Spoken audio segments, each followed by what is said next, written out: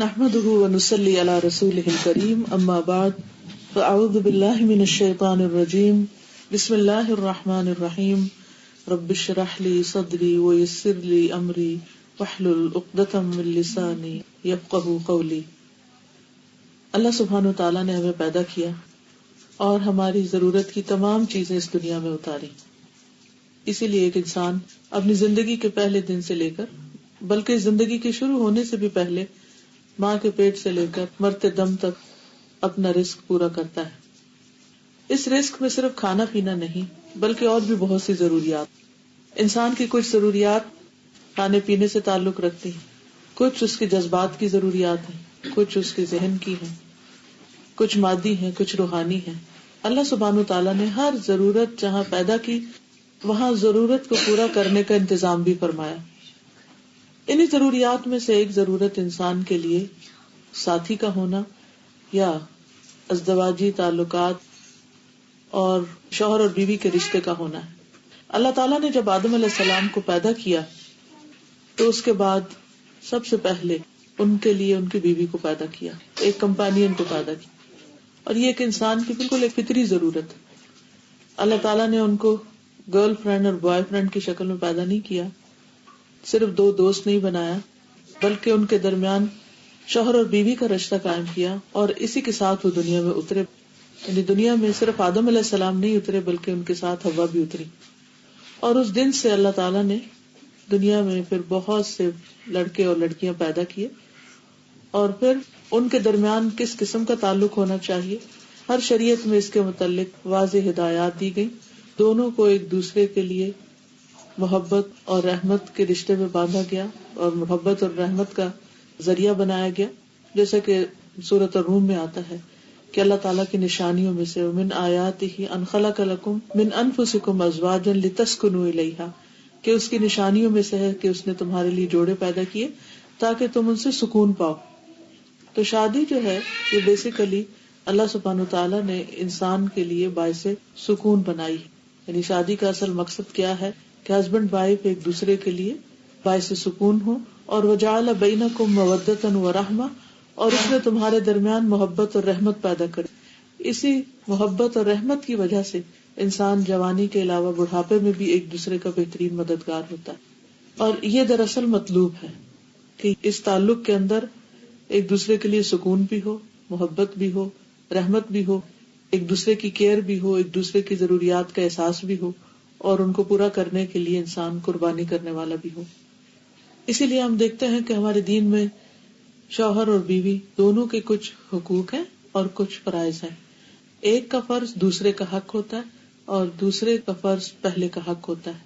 اور جب تک دونوں ایک دوسرے کے حقوق نہ دیں اور اپنے فرائض پورے نہ کریں اس وقت تک یہ محبت اور رحمت اور سکون اور یہ تمام چیزیں پھر ناپید ہونے لگتی, جس کی وجہ سے بہت سے لوگ شادی کی اصل روح کو نہیں سمجھتے اور وہ سمجھتے کہ صرف ہمیں سکون چاہیے, کہ صرف ہمیں محبت چاہیے, ہمیں دوسرے کی رحمت یا مرضی چاہیے, جبکہ اللہ تعالیٰ نے جعل بینکم, تمہارے درمیان اس کو رکھا, نہیں دو طرفہ تعلق ہے یہ.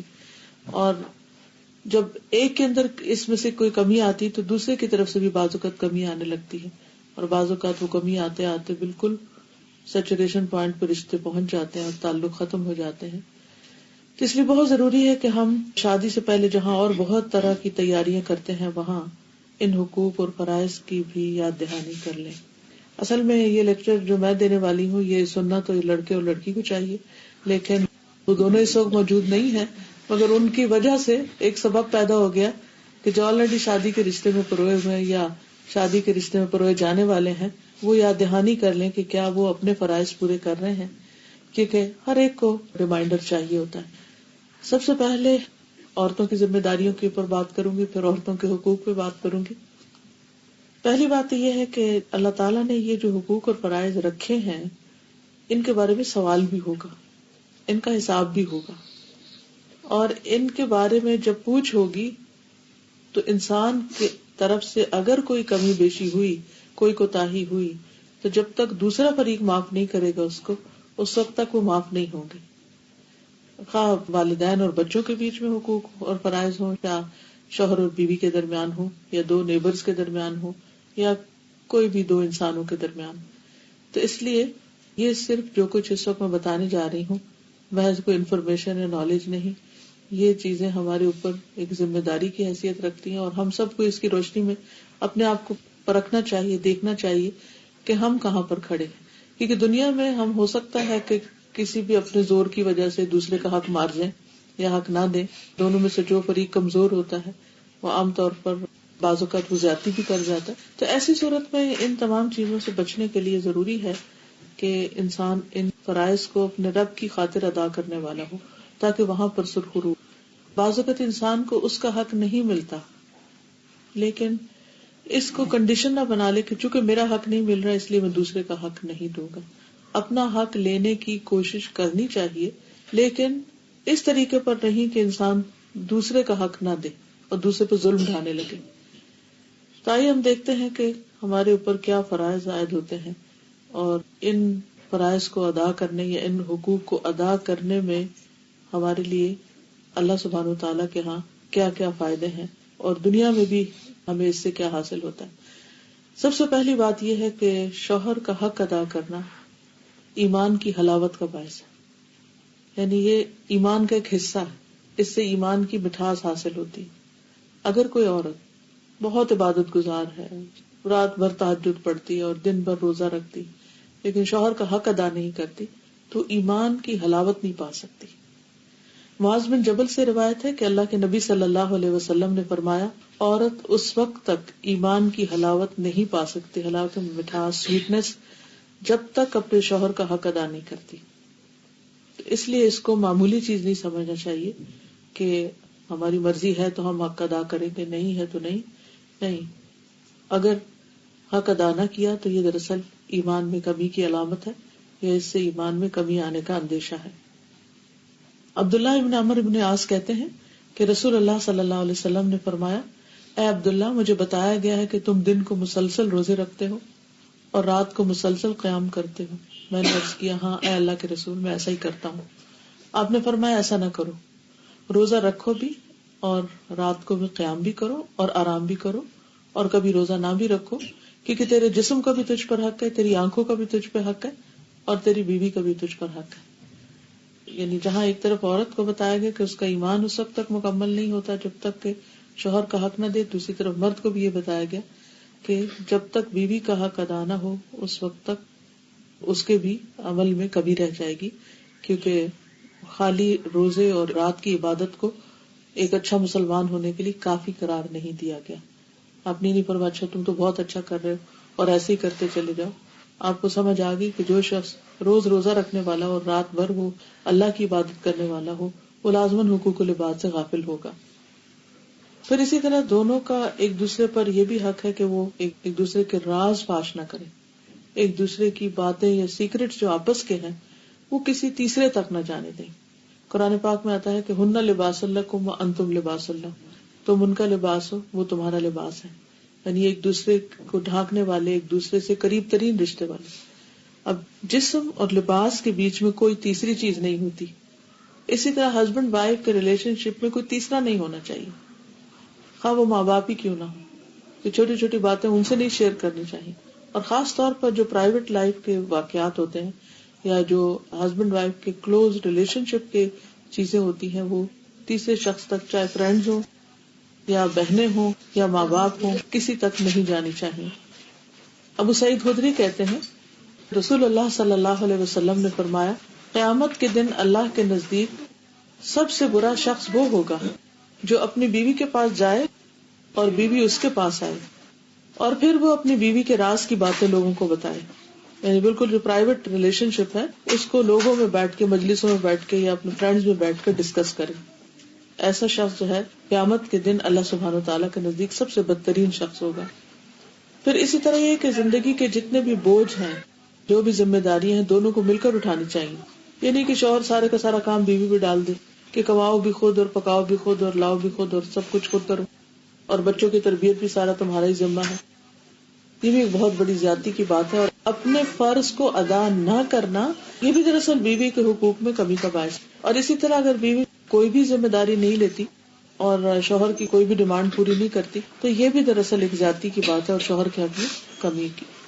پھر اسی طرح بعض اوقات یہ بھی ہوتا ہے کہ جیسے اولاد کی تربیت ہے یا گھر میں لین دین ہے یا اور معاملات ہیں، وہ سارے کے سارے کسی ایک فریق پر آ جاتے ہیں. اور خاص طور پر ہمارے کلچر میں بعض اوقات یہ ساری عورتوں ہی کی ذمہ داریاں ڈال دی گئی کہ اسے بچوں کو اسکول لینا بھی اور چھوڑنا بھی اور سودا سلف لانا بھی اور پکانا بھی اور سرو بھی کرنا اور خاندانوں کو بھی سنبھالنا اور باقی سارے کام بھی عورت کی ذمہ داری ہو گئے. تو اللہ سبحانہ وتعالیٰ نے یہ سب کچھ عورت کے اوپر نہیں ڈالا. اور پھر اگر بچوں کے اندر کوئی کمی بیشی ہے یا ان کی تعلیم میں اپس اینڈ ڈاؤن ہوتے ہیں تو اس میں بھی پھر عام طور پر عورت کو بلیم کر دیا جاتا ہے کہ تم نے خیال نہیں رکھا یا تم نے اپنی ذمہ داری پوری نہیں کی.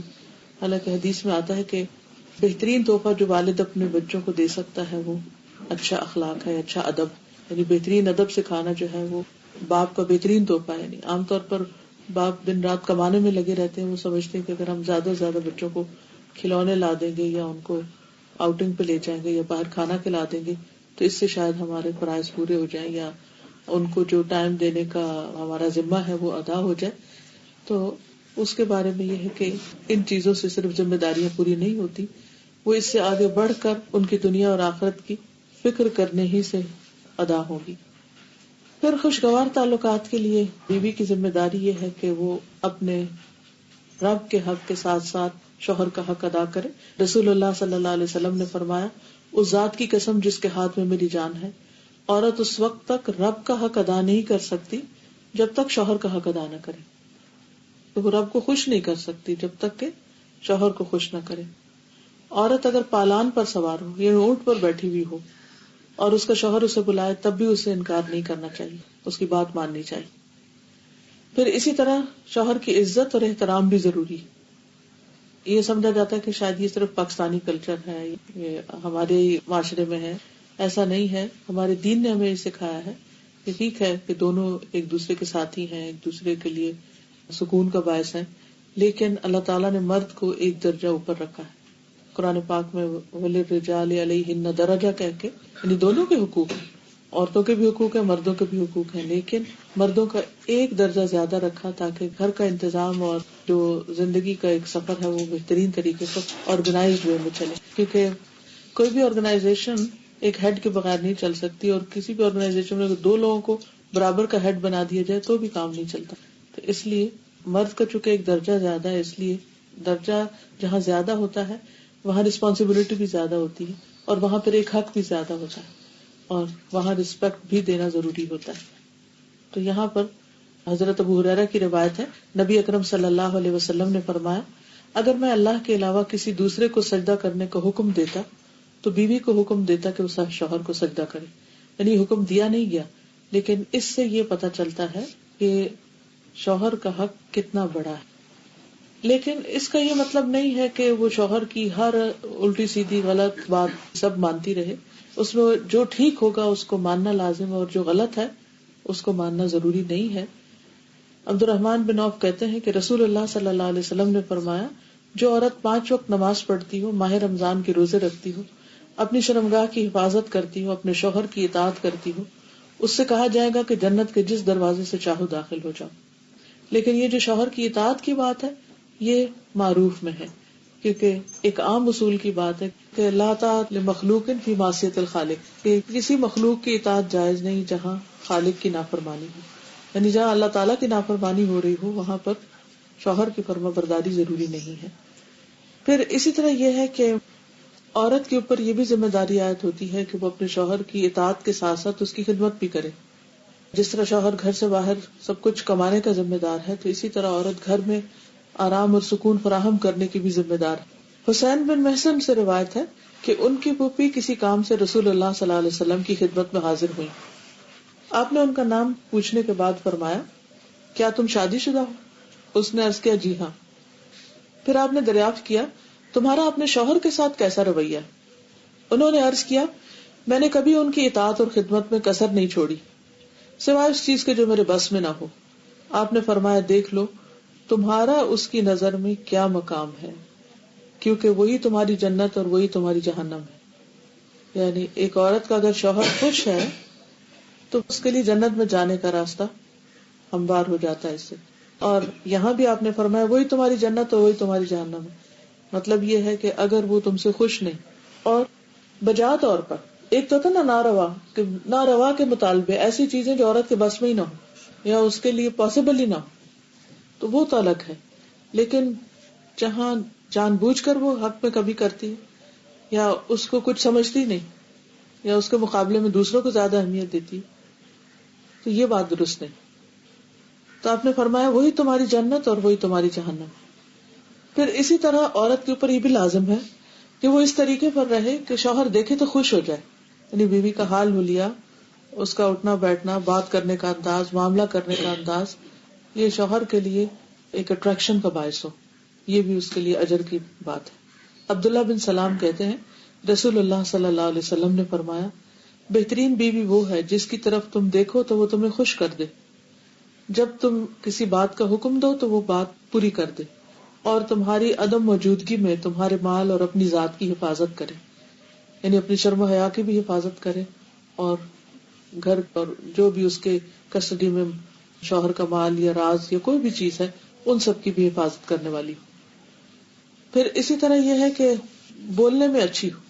رسول اللہ صلی اللہ علیہ وسلم نے فرمایا کنواری عورتوں سے نکاح کرو کہ وہ شیریں گفتار ہوتی، یعنی کہ ان کے بولنے میں مٹھاس ہوتی اور تھوڑی چیز پر جلد خوش ہو جاتی، یعنی شکر گزار ہوتی، کیونکہ زیادہ دنیا نہیں دیکھی ہوتی اور مطالبے بھی کم ہوتے. اس لیے خصوصی طور پر بیوی کی حیثیت سے جو خوبی بیان کی گئی وہ یہ کہ شوہر کے ساتھ بات کرنے میں بھی اچھی ہو اور بہت زیادہ مطالبے کرنے والی نہ. پھر شوہر کے مال اور اپنے نفس کی حفاظت کرے. فالصالحات قانتات حافظات للغیب بما حفظ اللہ. نیک عورتیں وہ ہیں جو شوہروں کی فرما بردار ہیں اور ان کی غیر موجودگی میں اللہ کی حفاظت اور نگرانی میں ان کے حقوق کی حفاظت کرنے والی ہوں. یعنی صرف سامنے نہیں بلکہ ان کے پیچھے بھی ان کے حقوق کی حفاظت کرتی ہیں. یعنی شوہر کو چیٹ کرنے والی نہ ہو، دھوکہ دینے والی نہ ہو. یہ نہ ہو کہ شادی کہیں ہو اور غیر مردوں کے ساتھ تعلقات ہوں ویسے ہی جیسے شوہر کے ساتھ ہوتے ہیں، یا کسی بھی قسم کی نگاہوں کی خیانت یا دل کی خیانت. تو ان چیزوں سے بھی بچنا چاہیے، چاہے کوئی انسان نہ بھی جانتا ہو، لیکن اللہ سبحانہ تعالیٰ کی نظر سے کوئی بھی نہیں چھپ سکتا. پھر اسی طرح یہ ہے کہ شوہر کو راضی کرنا ضروری ہے. رسول اللہ صلی اللہ علیہ وسلم نے اس بارے میں خاص طور پر عورت کو وارن کیا ہے. فرمایا کہ اس ذات کی قسم جس کے ہاتھ میں میری جان ہے، جب کوئی شخص اپنی بیوی کو بستر پر بلائے اور بیوی انکار کر دے تو وہ ذات جو آسمانوں میں ہے وہ ناراض رہتی حتیٰ کہ اس کا شوہر اس سے راضی ہو جائے. تو اس لیے شوہر کے خاص حق کے بارے میں یہاں پر بات کی گئی ہے، اور اس سے انکار کرنا نہ صرف یہ کہ شوہر کی ناراضگی، تعلقات کی خرابی، بلکہ اللہ سبحانہ وتعالیٰ کی ناراضگی کا سبب بھی بنتا ہے. اور یہی ایک بہت بنیادی وجہ بنتی ہے بعض اوقات شوہر کو جب گھر میں سکون نہیں ملتا تو پھر وہ باہر تلاش کرنے لگتا ہے. پھر اسی طرح ابو ہریرہ کہتے ہیں کہ عرض کیا گیا، یعنی رسول اللہ صلی اللہ علیہ وسلم سے پوچھا گیا کہ یہ بتائیے کہ بہترین عورت کون سی ہے. آپ نے فرمایا جب اس کا شوہر اس کی طرف دیکھے تو اس کو خوش کر دے، جب کسی بات کا حکم دے تو اس کی بات مان لے، اور بات ماننے میں پھر وہی اصول رہے گا کہ کوئی غلط کام کرنے کا حکم نہ ہو. نیز عورت کی جان اور مال کے معاملے میں شوہر جس چیز کو ناپسند کرتا ہو اس میں اس کی مخالفت نہ کرے. یعنی اگر شوہر کو کسی خاص قسم کا لباس پسند ہے تو ایز لانگ ایز وہ شریعت کی حد کے اندر ہے تو عورت کو وہ پہننا چاہیے. اگر کہیں جانے کی بات ہے یا گھر کو کسی خاص انداز میں رکھنے، یا کوئی شادی شدہ زندگی میں بہت سارے معاملات باہم ایک دوسرے کے ساتھ مل کے کیے جا رہے ہوتے ہیں، تو ایسی تمام چیزوں میں شوہر کے ساتھ تعاون اور اس کی مدد اور اس کو خوش کرنا جو ہے وہ لازم ہے. پھر اسی طرح ایک اور روایت میں آتا ہے کہ دو قسم کے لوگ ایسے ہیں کہ ان کی نمازیں ان کے سروں سے اوپر نہیں اٹھتی. وہ غلام جو اپنے مالکوں سے بھاگ جائے یہاں تک کہ واپس آ جائے، اور وہ عورت جس نے اپنے شوہر کی نافرمانی کی ہو یہاں تک کہ رجوع کر لے. یعنی اگر کسی جائز بات میں خواہ میں ضد لگائی ہوئی ہے اور نہیں بات مان رہی ہو، اس وقت تک اگر وہ شادی کے رشتے میں ہے تو پھر نمازیں بھی اور عبادت بھی رزق پر. یعنی اللہ تعالیٰ اپنا حق بھی اس وقت تک قبول نہیں کرتے جب تک وہ بندوں کا حق ادا نہ کرے. پھر اسی طرح آپ دیکھیے کہ عورت کو یہ بھی کہا گیا کہ وہ شوہر کی اجازت کے بغیر نفلی عبادت نہ کرے، یعنی نفلی روزے رکھنے یا نفل پڑھنا وغیرہ. حدیث میں آتا ہے کہ عورت کے لیے اپنے شوہر کی موجودگی میں اس کی اجازت کے بغیر نفلی روزہ رکھنا جائز نہیں، اور نہ ہی اپنے شوہر کی اجازت کے بغیر کسی مرد کو گھر میں آنے کی اجازت ہے، کیونکہ اس سے بھی شکوک و شبہات پیدا ہوتے ہیں. پھر اسی طرح شوہر کے مال میں سے اس کی مرضی کے بغیر تحفہ یا صدقہ نہ کرے، کیونکہ کمانے والا مرد ہے، یا تو عورت کا اپنا ذاتی مال یعنی اگر پیرنٹ سے ملا ہے یا انہیرٹ کیا ہے یا وہ خود کماتی ہے تو اس میں تو اپنی مرضی سے جو بھی وہ کرنا چاہے. لیکن اگر شوہر کی طرف سے کچھ ملا ہوا ہے تو اس میں اس سے مشورہ کرنا اور اس کی اجازت لینا ضروری ہے، کیونکہ اصل مالک بہرحال شوہر ہے.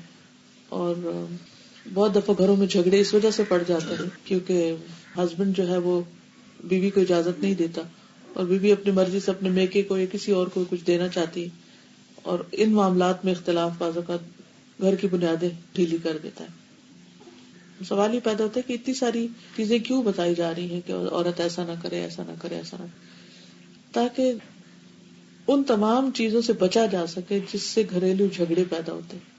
اور گھر کا جھگڑا جو ہے یا گھر کا فساد جو ہے وہ صرف دو لوگوں کو متاثر نہیں کرتا، وہ دو خاندانوں کو متاثر کرتا اور پھر آنے والی نسلوں کو بھی.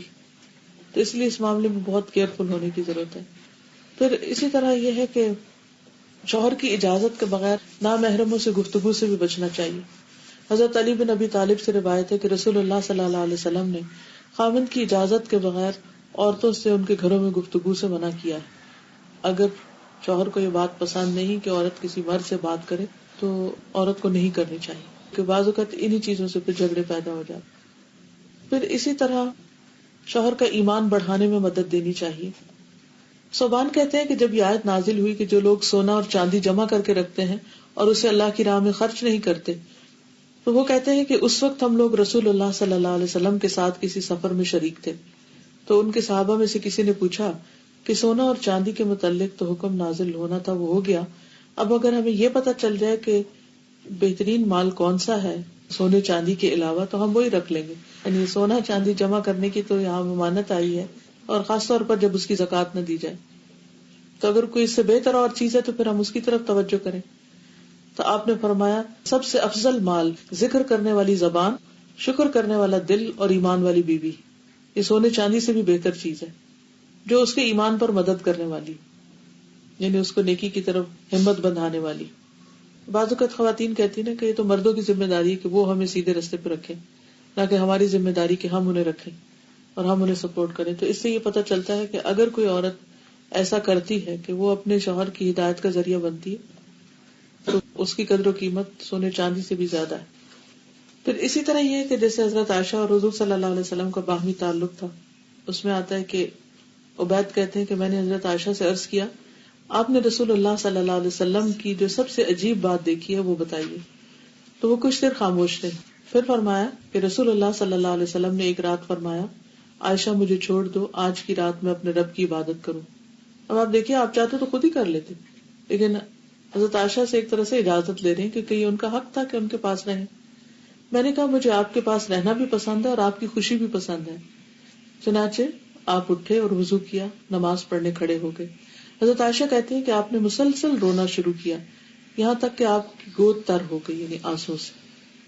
کہتے ہیں کہ آپ نماز میں بیٹھے روتے رہے، آپ کی داڑھی تر ہو گئی، پھر آپ برابر روتے رہے یہاں تک کہ زمین بھی تر ہو گئی. یعنی جب بیٹھ کے روئے تو گود تر ہو گئی، جب زمین پہ سجدے میں روئے تو زمین تر ہو گئی.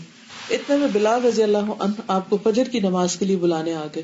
تو انہوں نے جب آپ کو روتے ہوئے دیکھا تو عرض کیا اللہ کے رسول آپ روتے ہیں، اللہ نے تو آپ کے اگلے پچھلے سارے گناہ معاف کر دیے. تو آپ نے فرمایا کیا میں اللہ کا شکر گزار بندہ نہ بنوں؟ یعنی یہ شکر کے آنسو تھے. آج رات مجھ پر ایک ایسی آیت نازل ہوئی ہے، تباہی ہے اس کے لیے جو اسے پڑھے اور اس پر غور و فکر نہ کرے. اور وہ ان فی خلق السماوات والارض واختلاف اللیل والنہار، سورۃ آل عمران کی آخری آیات. پھر اسی طرح یہ ہے کہ مشکل حالات میں شوہر کا ساتھ دے، اور اس میں حضرت اسما کی مثال ملتی ہے کہ وہ کس طرح حضرت زبیر کے ساتھ ان کے کھیتوں پر کام کرواتی تھی. وہ کہتی ہے کہ حضرت زبیر کا ایک گھوڑا تھا اور میں اس کی دیکھ بھال کرتی تھی، اور میرے لیے گھوڑے کی دیکھ بھال سے زیادہ سخت کام کوئی نہیں تھا. اور اس طرح ان کے اونٹ کے لیے گٹلیاں کوٹتی، اس کا چارہ بناتی، اونٹ کو پانی پلاتی. اور آپ کو پتا ہے کہ اونٹ جو ہے وہ بہت زیادہ پانی پیتا ہے، اور وہ پانی پلانے کے لیے ظاہر کہیں سے نکال کے اس کے سامنے رکھتی ہوگی. ان کے ڈول کو سیتی.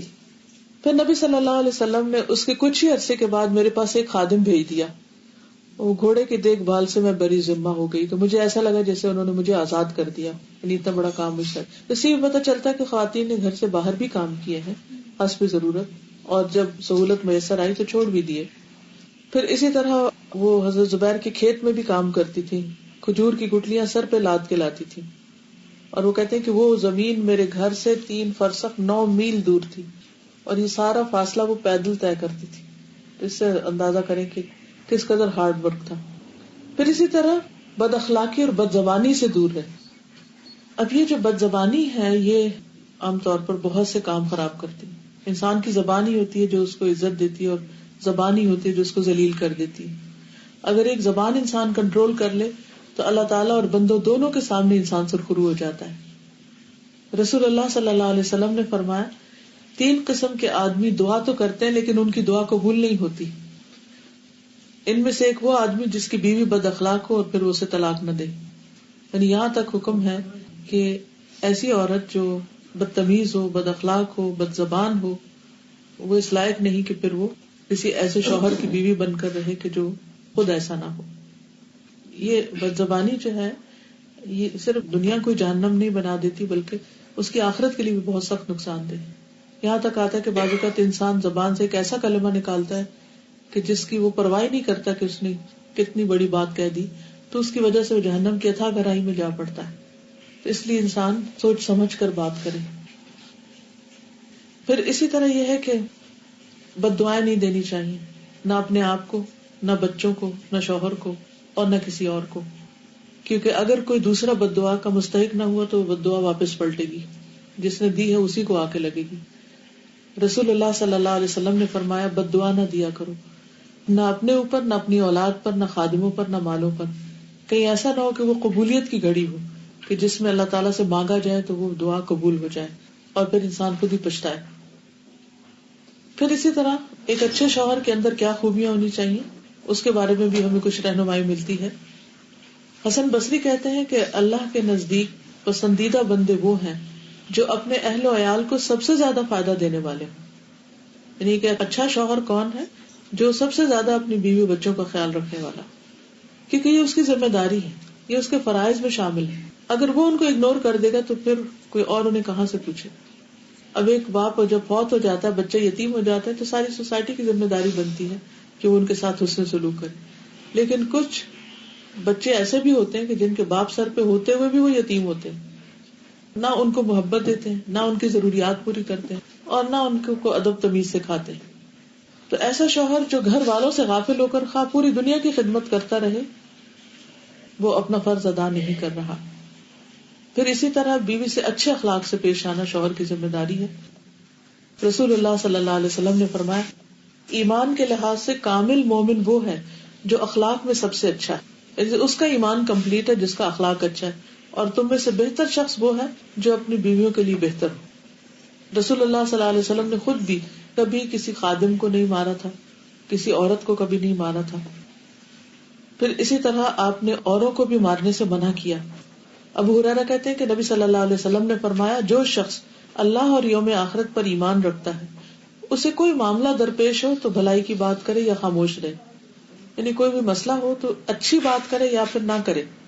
لوگوں میں تمہیں عورتوں کے بارے میں بھلائی کی وصیت کرتا ہوں کیونکہ وہ پسلی سے پیدا کی گئی، اور پسلی میں بھی سب سے زیادہ ٹیڑھا اس کا اوپر کا حصہ ہوتا ہے۔ اگر تم اسے سیدھا کرنا چاہو گے تو اسے توڑ ڈالو گے، اور اگر اسے چھوڑ دو گے تو وہ ٹیڑھی رہے گی۔ اس لیے میں تمہیں عورتوں کے بارے میں اچھے سلوک کی وصیت کرتا ہوں۔ اس کا مطلب یہ ہے کہ مردوں کو اس چیز سے منع کیا گیا کہ وہ سختی کے ساتھ عورتوں کی اصلاح کریں، اور سختی کے ساتھ ان کی اگر کچھ ایسی عادات ہیں جو ان کو ناپسند ہے وہ اس کو سیدھا کرنے کی کوشش کریں، جیسی وہ ہیں اسی بنیاد پر ان کو قبول کریں۔ اچھا، ٹیڑھے سے مراد یہ نہیں کہ عورتوں کے اندر کوئی خرابی کی بات ہو رہی ہے، مطلب اس سے یہ کہ ان کا اپنا ایک خاص مزاج ہے اور مردوں کا اپنا مزاج ہے۔ اگر کوئی مرد عورتوں کے ساتھ ایسا معاملہ کرتا ہے جسے کسی مرد کے ساتھ کیا جاتا ہے، جسے وہ اپنے آفس میں یا آفس بوائے کے ساتھ کر رہا ہے، تو وہ گھر میں بیوی کے ساتھ وہ نہیں کر سکتا۔ وہ وہاں پر تو وہ چیز چلے گی لیکن بیوی کے ساتھ یہ نہیں چل سکتی۔ پھر اسی طرح بیوی کو کھلانا پلانا مرد کی ذمہ داری ہے۔ ارباز بن ساریہ کہتے ہیں کہ رسول اللہ صلی اللہ علیہ وسلم نے فرمایا آدمی جب اپنی بیوی کو پانی پلاتا ہے تو اسے اجر دیا جاتا ہے، وہ کہتے ہیں کہ یہ حدیث سن کر میں اٹھا اور اپنی بیوی کو پانی پلایا اور جو سنا تھا اسے بتایا بھی. یعنی کھانا تو کھانا لیکن پانی پلانے کا بھی ثواب ہے. ہمارے یہاں عام طور پر یہ بیوی کا فرض سمجھا جاتا ہے کہ وہ شوہر جہاں بیٹھا ہو پانی لا کے ساتھ رکھتی رہے، حالانکہ شوہر کی بھی ذمہ داری ہے کہ وہ بیوی کو پانی پلائے. پھر اسی طرح نبی اکرم صلی اللہ علیہ وسلم سے سوال کیا گیا بیوی کا خاوند پر کیا حق ہے. آپ نے فرمایا جب تو خود کھائے تو اسے بھی کھلائے، جیسا خود کھاتے وہی کھلاؤ. یہ نہیں کہ خود دوستوں کے ساتھ روز باہر کہیں چلا جائے اور بیوی انتظار میں بیٹھی رہے. اور جب تو پہنے تو اسے بھی پہنائے. عید وغیرہ پر یا کسی بھی خاص اوکیزن پر اپنے لیے کپڑے لے رہے ہیں تو ساتھ ہی اس کے بھی لو. اور اگر کبھی الگ کرنے کی ضرورت پیش ہے تو اپنے گھر کے علاوہ کسی دوسری جگہ الگ نہ کرے. تو یہ جو ہمارے عام ٹرینڈ پایا جاتا ہے کہ کک آؤٹ کر دیتے ہیں گھر سے، تو اس کی اجازت نہیں ہے. ناراضگی ہو گھر کے اندر ہی ہو. پھر اسی طرح سب سے بہترین صدقہ یہ بتایا گیا کہ آدمی اپنے گھر والوں پر خرچ کرے. ابو ہریرہ کہتے ہیں کہ رسول اللہ صلی اللہ علیہ وسلم نے فرمایا اگر 1 دینار تم نے اللہ کی راہ میں خرچ کیا اور 1 غلام کو آزاد کرانے میں خرچ کیا، 1 مسکین پہ کیا اور 1 اہل و عیال پہ کیا تو اجر کے لحاظ سے سب سے زیادہ اس دینار کا ثواب ہوگا جو تم نے اپنے گھر والوں پہ خرچ کیا. عام طور پر ہم سمجھتے ہیں کہ غریبوں فقیروں کو دینے سے زیادہ ثواب ہوگا، اور اگر بیوی کی ضرورت پوری کی تو اس کا کیا فائدہ. نہیں، یہ غلط فہمی ہے. سب سے زیادہ فائدہ اس پیسے کا ہے جو گھر میں لگتا ہے. ہاں یہ ہے کہ وہ بنیادی ضروریات پوری کرنے کے بعد پھر انسان باہر لگائے، یہ نہیں کہ پھر سارے کا سارا گھر ہی رکھ لے. پھر اسی طرح یہ ہے کہ رسول اللہ صلی اللہ علیہ وسلم نے یہ بھی فرمایا آدمی کو ہلاک کرنے کے لیے اتنا گناہ ہی کافی ہے کہ جس کا خرچ اس کے ذمے ہے اسے خرچ نہ دے. یعنی بیوی بچوں کو کچھ نہ دے، صرف بہن بھائیوں کو دیتا رہے یا خاندان میں اوروں کو دیتا رہے. پھر یہ بھی فرمایا مسلمان مرد کو کہ کوئی مومن کسی مومن عورت سے بغض نہ رکھے، یعنی دل میں گرج نہیں ہونی چاہیے بیوی کے خلاف. اگر اس کی ایک عادت اس کو ناپسند ہوگی تو کوئی دوسری پسند بھی ہوگی.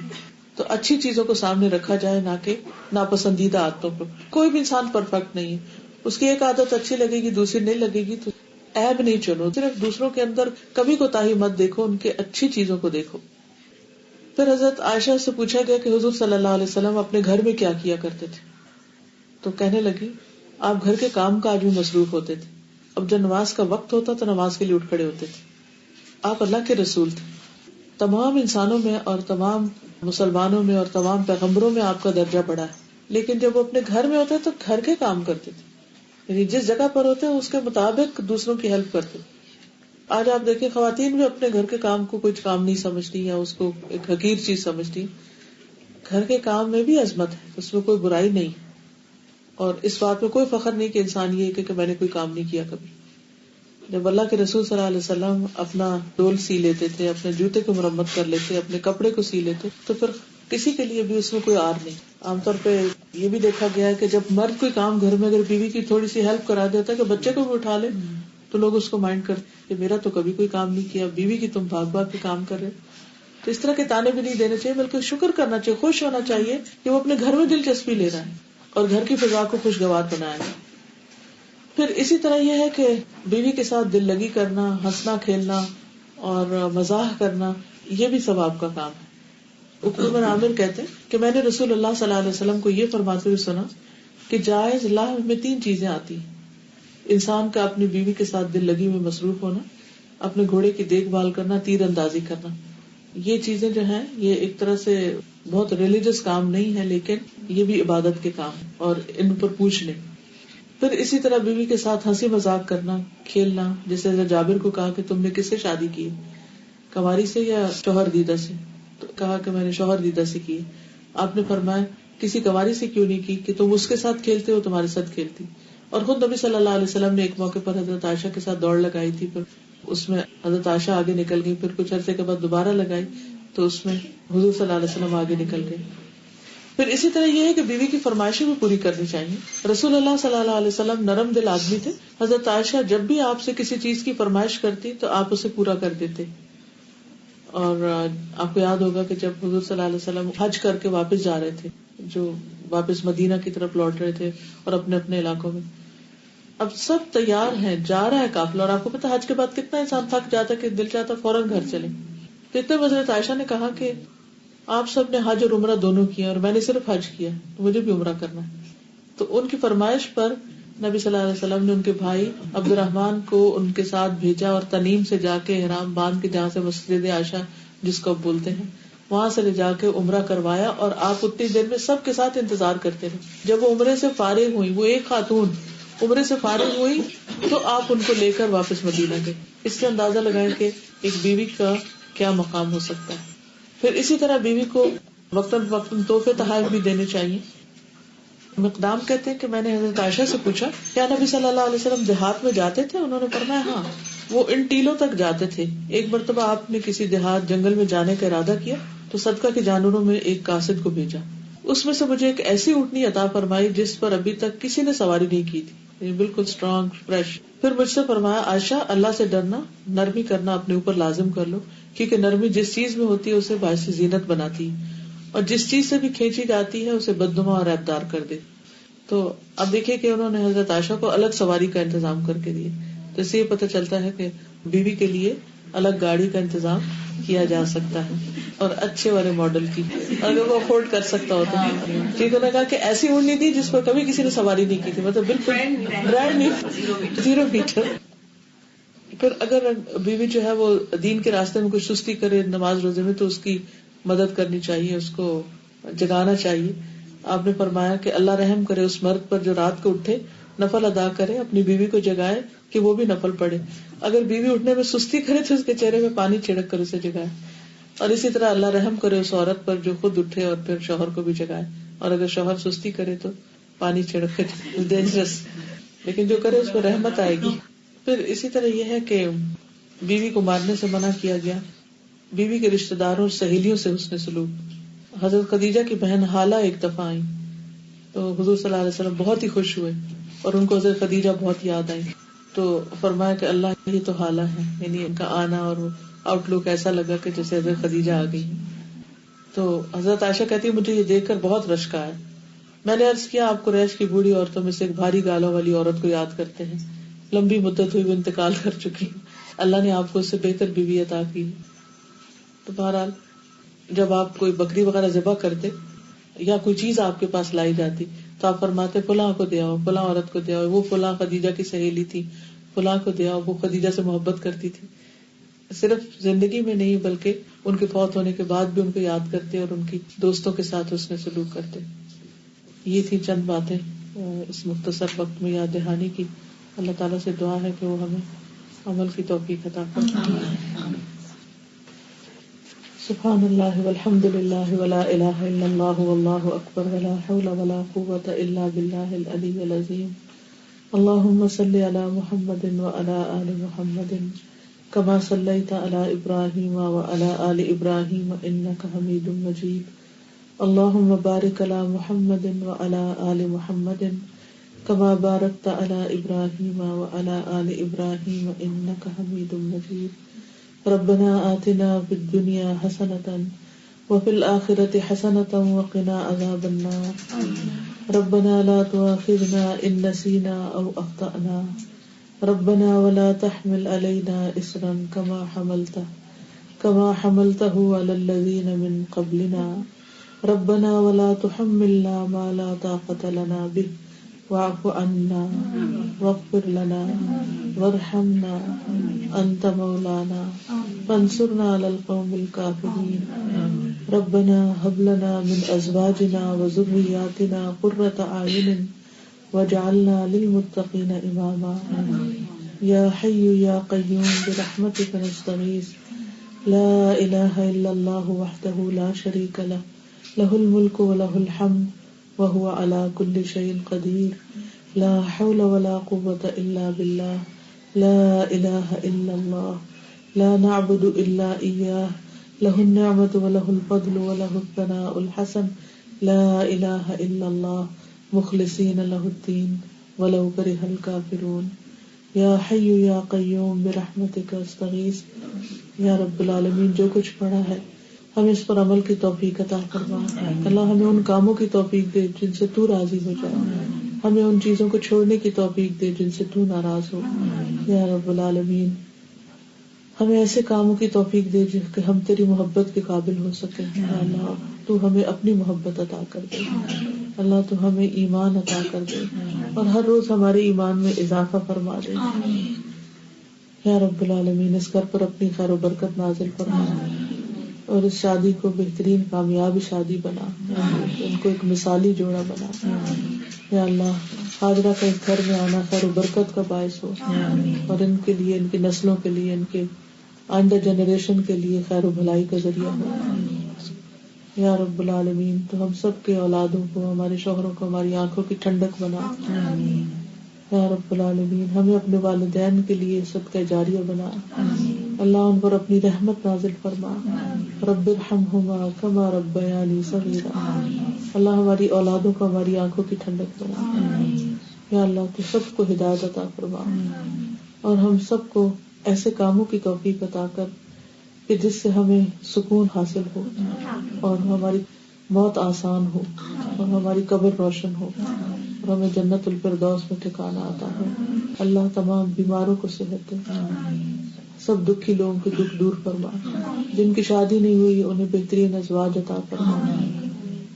ربنا تقبل منا انك انت السميع العليم وتب علينا انك انت التواب الرحيم وصلى الله تعالى على خير خلقه محمد وعلى آله وأصحابه وأهل بيته أجمعين برحمتك يا أرحم الراحمين. إلهي آمين. سبحانك اللهم وبحمدك أشهد أن لا إله إلا أنت أستغفرك وأتوب إليك. السلام علیکم. وعلیکم السلام.